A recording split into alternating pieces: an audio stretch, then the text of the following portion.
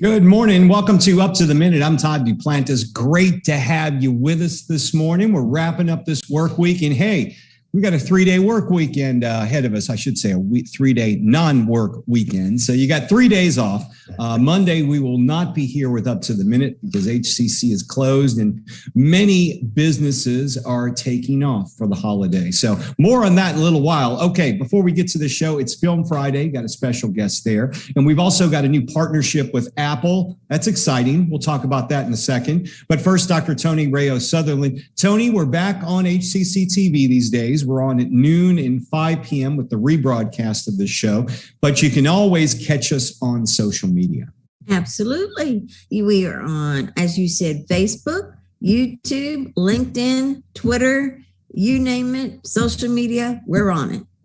That's right. We're all over the place. So make sure you follow us as Houston Community College District. Okay, Tony, you're going to be back in a few minutes to interview this next guest. We'll say good morning to Lincoln Mondy. He's a filmmaker, and he's produced a film called Black Lives, Black Lungs. And he's also Director of Communications and Strategy for Advocates for Youth. Good morning, Lincoln. How are you?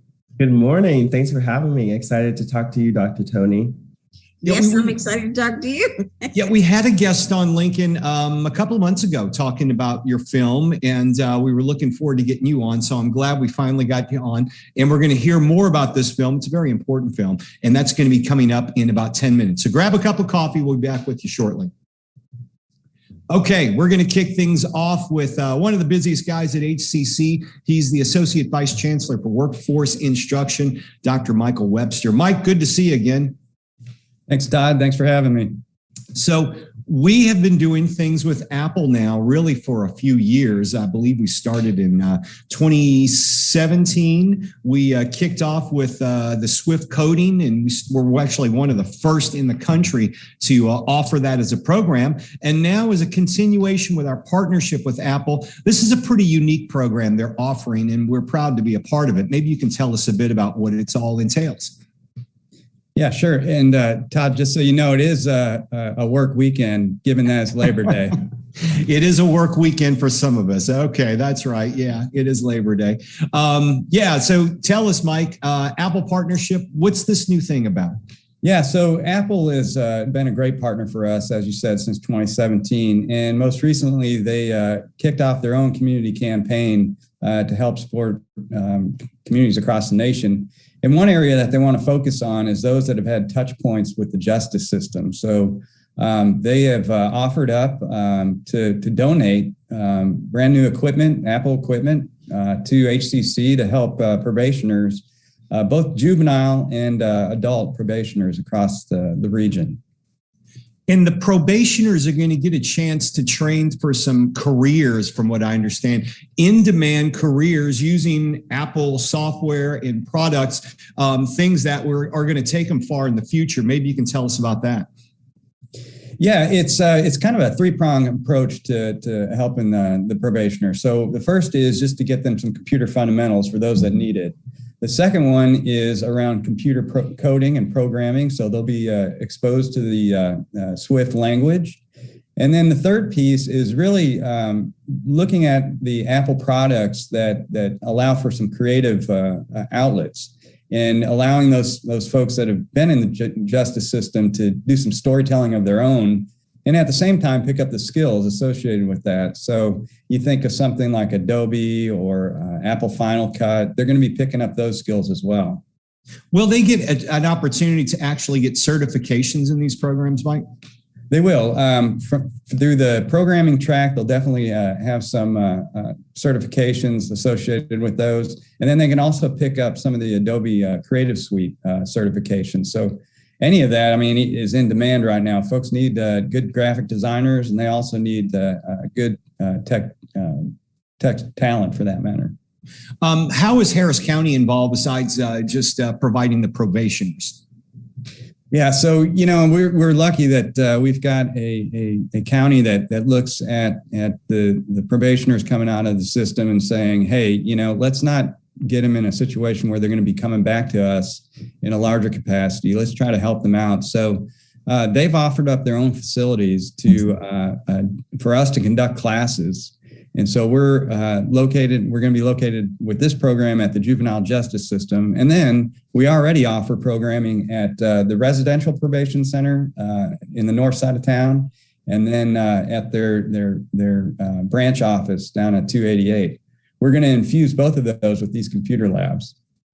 Just to give you a little bit of history, Mike had mentioned at the top, and we talked about Apple being partners of HCC in 2017. Back then, we kicked off a partnership where we provided training for the Swift coding program, which is on the iOS systems. And Mike, you guys still hold, I know at the Southwest College, they hold workshops over the summer for kids, where kids can go to day camps and learn the Swift coding. It's become hugely popular. And we also have faculty that's been trained in it to instruct it. So that's really been very instrumental over the last 4 years. Yeah, and I think folks generally have thought in the past that coding and programming was a difficult skill to pick up. It's actually become quite easy with the plug and play way that it's done. Swift in particular is one that folks can learn pretty easily. And hey, everybody's using apps right now, and there's no way to get around it. So this could get the background language into the students' hands and have them creating apps in an easy way. This partnership with Apple, the current partnership, is part of a huge commitment by Apple to support its National Racial Equity and Justice Initiative. Maybe you can tell us a bit about that. Yeah, it's a $30 million investment that Apple's making across the nation. We're fortunate to be part of that. We had $350,000 in this last round from them to support this work at the probation offices. So it's, we couldn't be more excited about it. The students having access to this is just going to be amazing. I can't say enough about Apple's commitment and how they're helping HCC. And you mentioned this earlier, but the probationers also include juveniles who are going to get a chance to train to go in the workforce as well, correct? That's right. And in fact, again, going back to Harris County, they've made an investment. What once was basically a juvenile detention center, they're turning into a juvenile school for those that have had some touch point with the system. They understand that students will if they're given the skills and tools they need to make it in life, they're going to do so, as opposed to just putting them away for a number of years. So this is part of that. And then the opportunity, and Apple actually had a good piece of creating this portion of it, but the ability to tell their story and pick up the skills at the same time, I think is a powerful way to teach. When does this go into effect, Mike? When can the probationers actually get into these labs? When do you think they're going to be fully functional? Yeah, we're shooting for the end of September here to launch it in the different facilities. We're doing all the background IT work right now, getting security lined up for the system and ready to go for the students.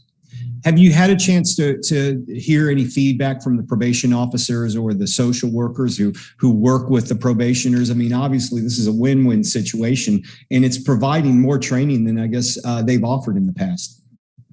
Yeah, this is they're excited. They're definitely excited. I mean, to have this opportunity and it's funding and equipment that they typically would not get in their normal channels. So there's definitely an interest and excitement in the air for them right now.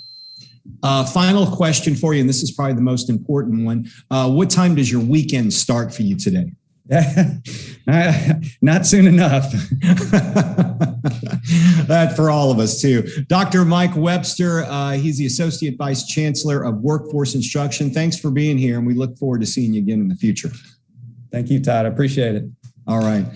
We are going to move on. Dr. Tony now has a special guest for Film Friday. And as I mentioned, Tony, I've learned a bit about this film, and I'm looking to hear from the filmmaker himself. So go ahead and take it away. Thank you, and welcome Lincoln Mondy. He is the filmmaker for Black Lives, Black Lungs. He's also the Director of Communications and Strategy for Advocates for Youth. Welcome to the show. Thanks for having me, Tony. Excited to be here. Excellent. Well, I saw the film last night, and I was enlightened tremendously. A lot of stuff I just plain did not know. We're going to talk a little bit about that film. I mean, I know that with your Advocates for Youth, you do a lot of wonderful things. cultural change campaigns, video series, strategies for health for young people. And that's a wonderful thing. But today we're going to focus on your film, which basically tells how the industry, the tobacco industry, lied to everybody. Tell us a little bit about that. Of course. Well, the reaction that you had about not knowing the information is exactly what I had when I first started learning about how, it wasn't a coincidence that I grew up in Farmersville, Texas, and my white mom and my white family, if they smoked, it was non-menthol or used chewing tobacco, but my Black father and my entire Black family exclusively smoked menthol. I thought it was just part of our culture that everyone that I knew that was Black that smoked menthol, and that we had the cool jazz festival, and that we had all of these kind of cultural frameworks around menthol. I learned while reading Dr. Phil Gardner's seminal study that you all had on the show that it wasn't a coincidence, that my experience was like a lot of Black people's experiences, because the tobacco industry took 50 plus years to transform menthol into a Black cigarette through strategic marketing, through making menthol cheaper in Black neighborhoods, through targeted advertising. So the film was really, really focused on just unpacking that and uncovering how the tobacco industry moved in order to create the menthol that we know today and why it's uniquely damaging. And, I looked at the film and some of the things like menthol being an anesthetic. Where in the world did they get that from? Well, it's kind of looking back, it's really wild to think. But when menthol and cigarettes were first introduced in the U.S. market, they had doctors on commercials saying that they recommended menthols to their patients who had asthma. They had doctors saying that they recommended cigarettes for people for stress reliever and things like that, because they were allowed to lie on national TV and they were allowed to spend millions of dollars on advertising that was misleading. I seem to kind of, right now, it's happening again with e-cigarettes, right? When e-cigarettes are introduced, they're seen as kind of a cool, sexy, sleek product that is new and different. And there's a lot of health claims around e-cigarettes that are not founded and not backed by decades of research. And so it's really, really a cross-sector effort. And my film shows that it wasn't just political lobbying. It wasn't just marketing. It was specifically targeting our community with menthol. And I was looking and remember some of those commercials. I was around back then, and I remember them, saying cool, it's refreshing, fresh air, blah, blah, blah. Back in the day, when I was in college, I did smoke, and I did choose menthol because it had what I thought was a fresher, menthol, flavor to it. But it's just amazing that it's worse for you than even they're all bad. But the commercials, and tell me about the commercials. I mean, they really spent a lot of money targeting the menthol.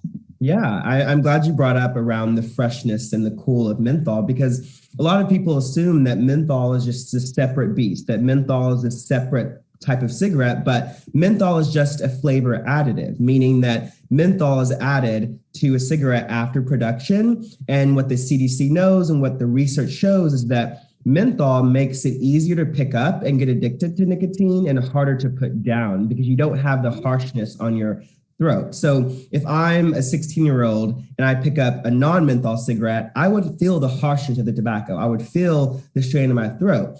But if I pick up a menthol, I would have, like you said, a cooling, refreshing, minty flavor. It would be easier to go down, and it's all by design. Menthol is specifically chemically altered so that it's more appealing to consumers. And the big tobacco conglomerates have long been able to have this misinformation in advertising and in commercials. And I think what is most insidious is that the big tobacco companies pushed millions of dollars into the Black press because not a lot of people were funding the Black press at the time. And they were allowed to kind of oversaturate the market with these claims around menthol being fresh, around menthol being cool, having Black models, having, this these commercials and these ads that make it appear that menthol is just coincidentally a part of Black culture. And so my film in 2017 called Black Lives, Black Lungs really explores the impact of that, because of course, Big Tobacco targeted everyone. They targeted you, they targeted Native Americans, they target Latinx people, but the targeting of the Black community has been uniquely damaging because of what they've targeted us with,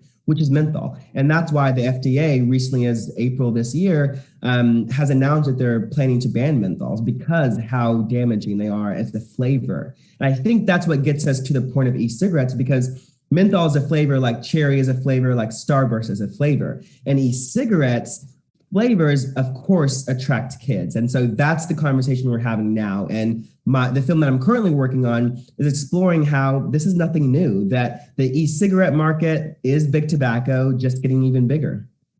Absolutely. I am so appalled when I go to the store and next door is this little flavor e-cigarette. What do they call them?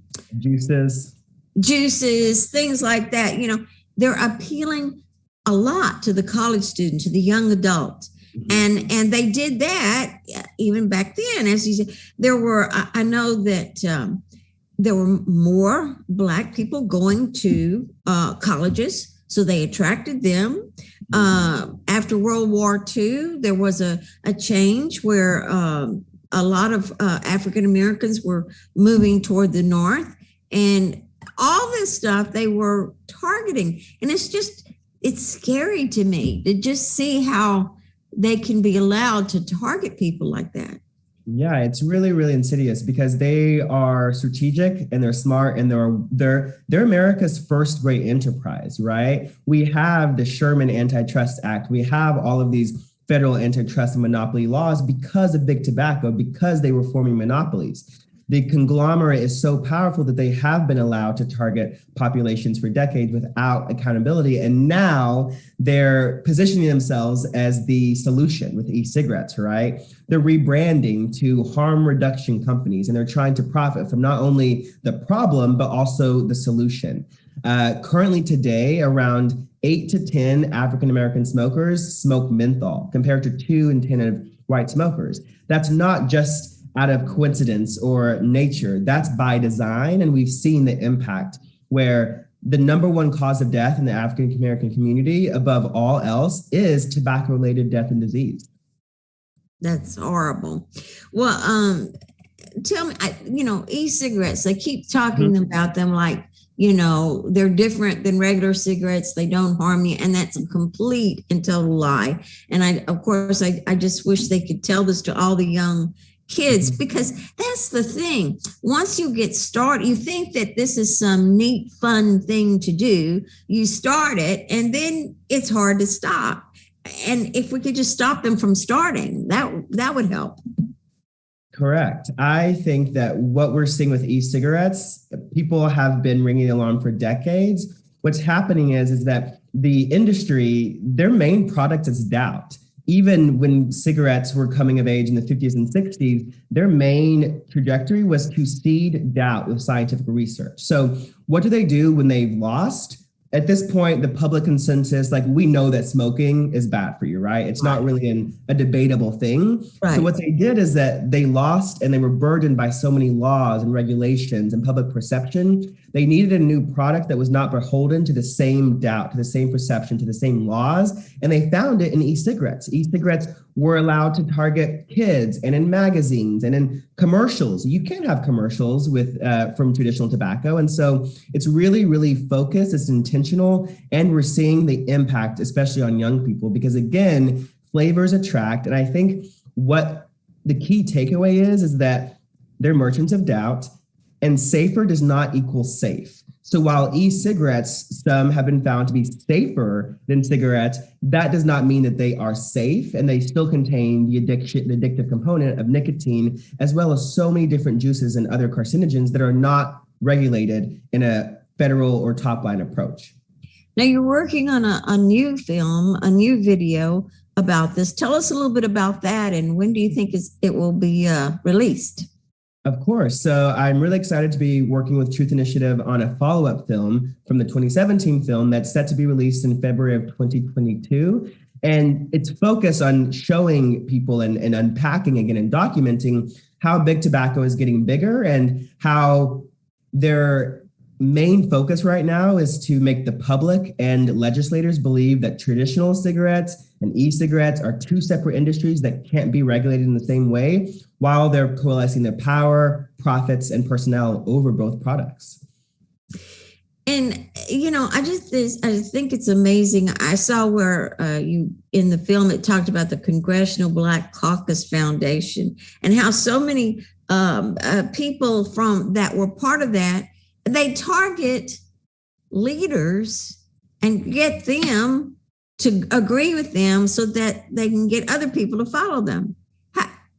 Tell me about that. That's a terrific point. I think that really shows their strategy working. So when Black people couldn't get a job or sit at the lunch counter and there was segregation, tobacco industry was beyond that. They were integrating their workforce. They were the first industry to hire Black models and to hire Black executives. And so it's a double-edged sword because they had and bought all of that cultural power. And then at any time there's even a mention of a menthol ban or a mention of regulation, they call on those same people and those same investments in order to circumvent blame and circumvent accountability.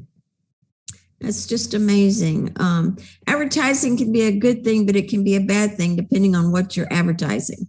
Exactly. And thanks so much for talking with me today, Dr. Tony. I definitely appreciate it. If anyone's interested in learning more or watching the film, they can visit lincolnmondy.com and also sign up to receive the film next year. But thank you so much for having me. Thank you. We really appreciate the enlightening. I truly didn't know half the stuff you said. That was great to understand. Lincoln Mondy, we appreciate you being here. For those looking to see the film, get more information, as Lincoln mentioned, we'll put some links to his website in our social media post. Thanks for being here, Lincoln. Thanks for having me, Todd. Thanks, Dr. Tony. All right, take care. Tony, what struck me the first time when I interviewed the gentleman about this is when he talked about the Cool Jazz Fest. If you know music, the Cool Jazz Fest was huge, Absolutely. And that kind of encapsulates the whole point they're trying to get across.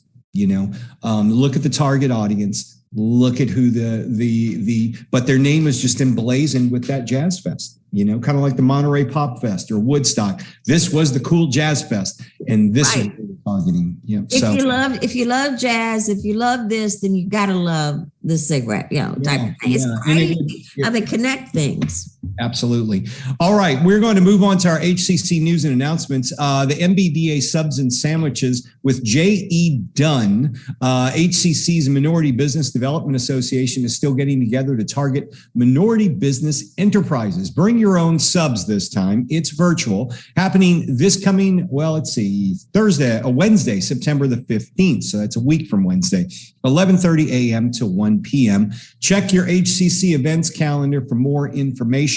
And Tony, we want to go through the President's IDA Relief Fundraising Initiative. That's happening right now. We were at it yesterday as part of a presentation we did with PepsiCo. West Freeway. Absolutely. And some interesting things going on out there, including so many people, an event that will happen, our neighbors next event door later on this morning. Now, as you know, Tony, Mattress Mac has been deeply involved with the community, trying to help our neighbors to the east in Louisiana in the wake of Hurricane Ida. And I think you're looking at some trucks there that are about to be loaded with goods that they'll be taking to the hurricane victims. Around 7,000, something like that. Absolutely. We have something, I think Dr. Murillo started it. Yeah, we want to keep it going. So we'll have a link in the social media post on how you can donate. Learn to be a leader at no cost. Sounds like a deal. Earn a leadership certificate for free through our community learning program. Leadership and practical problem solving skills. Online, anytime. It's a 10-hour course. You can learn your legal rights, participate as a citizen leader, get in the game of government decision-making, be introduced to practitioner's method called No Blame Practical Method, Practical Problem Solving. And we'll have a link to join that in the social media post for the show. And hey, the Eagle Promise is back. We've got more ways than ever to help you pay for college.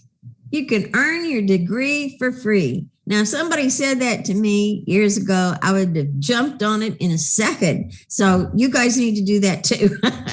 It's the Eagle Promise dollars. If what you got is not enough to pay for your education, apply for this. It's hccs.edu/freedegree. Easy to remember. Okay, I'm going to skip on down for time's sake to 3 reasons to join the SGA, the Student Government Association, manages the student experience and solves campus problems. They offer 3 reasons to join. You can use your voice to make a positive change on campus life.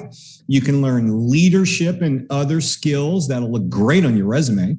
And you'll have many opportunities to network and grow, and also meet a bunch of people too. So we will have information on how you can check into the SGA in our post after the show. Remember, Monday, we're not here. If you're watching and you go to HCC, you work there, your staff, faculty, a student, we're all off on Monday. So you got a 3-day weekend ahead of you. Starts later today. So make sure you enjoy that. HCC's Up to the Minute will not be on the air Monday morning, so we'll return Tuesday. And we want to finally let everyone know that Second Start semester kicks off very soon, Tony. September 20th is when it starts, but you need to register absolutely now, so you can do it. It's a second start. It's a second chance to get into the fall semester. So go ahead and register for it. And the classes, as I said, begin September 20th. It's hccs.edu/now. Okay, next week on the show, Tuesday is when we'll be back, but we'll be visiting with Michael Cohn, Division Chair of Audio Recording, Filmmaking, and the Music Business Programs at HCC's Media, Visual, and Performing Arts Center of Excellence. And then we'll have some virtual family fun day on Thursday. We got a guest from the Library of Congress. Absolutely. And Film Friday is the return of rooftop cinema. And gaming day. Gaming day as well next week. So we got a lot of things going on in the show. We're going to go ahead and wrap up today. Thanks for being here, Tony. You're back later next week and have a couple of days off next week. But all of you will be back Tuesday morning live right here and Up to the Minute at 10 a.m.